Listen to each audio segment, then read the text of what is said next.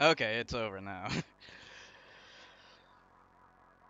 All right. I'll do like a quick review of the game. It won't be long. There's really I mean, I loved it. Uh, I think this game's fantastic. I think it's the best in the Devil May Cry series. Um, what I really like the most about the game is just the gameplay. I think this is the best gameplay in any Devil May Cry game, and one of the best in the hack and slash action genre. When you take into account all the other ones: Bayonetta, Ninja Gaiden, Togi, Metal Gear Rising.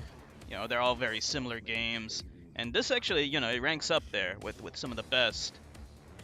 Um, I love how you can have like three weapons at once. You have the sword, then you have like that strength weapon, the red one, and then you have kind of like the fast attack multiple enemies at one time kind of weapon, the scythe or the shurikens. And unlike the other games where you had to manually switch to them, in this game you can have all of them equipped at once. Not can, you do have them all equipped at once, and then you can switch to like these alternate ones, which are a little bit different. And I mean, they're all really useful. Um, it's a very skill-based game, and I can see like getting better at it and improving your skills so that you're a master at this game, because it's very satisfying and very enjoyable to become good at this game. Uh, in terms of difficulty, it's about average. It's exactly the right kind of difficulty, I think. Um, some of the previous games, especially Devil May Cry 1, were really tough. So it's not as tough as that, but it's still really challenging, and it's like at the difficulty that I like. This game gets bashed a lot, and it's only has nothing to do with the gameplay. It exclusively has to do with the story and how they changed the characters and rebooted the series. And like, I can get some of that because all those things matter, but I think the story in this game is actually great. I like it more than the original Devil May Cry games. Like, Devil May Cry 1 didn't have much of a story. It was weird. Like, when the game began, it had like quite a bit of an intro, and then it just says go to this mansion and kill Mundus, and then you're just there. You're automatically teleported there, and that always bothered me. That that im- that thing that happened right at the beginning of that game, it always bothered me that there wasn't like any exposition to it.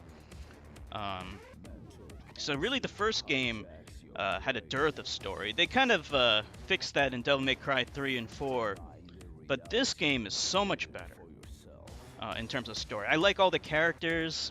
Like, it's weird though, because like in the original games, it was more about this medieval heaven versus hell kind of thing. In this game, it uses more real-world elements. There's Twitter. There's a caricature of Fox News. It makes references to things that happen or that are happening in the real world. Like, it's more like taking the real world, the world that we live in, and just adding demons to it. Whereas the original Devil May Cry games is like a completely different world from ours. There is no Twitter. There are no cell phones. There's no internet in the original Devil May Cry world. But there is obviously in this one. Mundus is very much like a corrupt CEO rather than a demonic entity, and it's I can kind of get why people don't like that, because it is weird and jarring from what we're used to. But I mean, think about Mundus in the original game. He was just some weird angel-looking guy that was a generic villain. Like, yeah, he was demonic. He wasn't like a human character, but there wasn't anything to him either. I think there's a lot more character development in this game. Um, I think Dante as a character is a lot more interesting in this game. So it really just comes down to, I think, people don't like change. They don't like things being different, and that's why people don't like this game. But this game is the best in the series when it comes to gameplay and story, in my opinion. Graphics are fantastic. Sometimes the environments can look a little generic looking, because like they're all this kind of like weird surreal look to them, whereas in the original games it's not like in the original games they were not so surreal. They're just like kind of gothic, horror looking. Everything kind of had this gothic look to them. Whereas in this game, it has more of like a surreal look, you know, kind of like a surreal painting kind of thing. And yeah, some places can look a little repetitive, but on the whole, the graphics look fantastic. And this is the PS3 version. I imagine it looks so much better on the PS4 or on the PC. Yeah, everything else is great. All the voice acting was superb. I like the enemy designs. They all look great. I think it's a fantastic game. And I wish more people would appreciate it for what it is,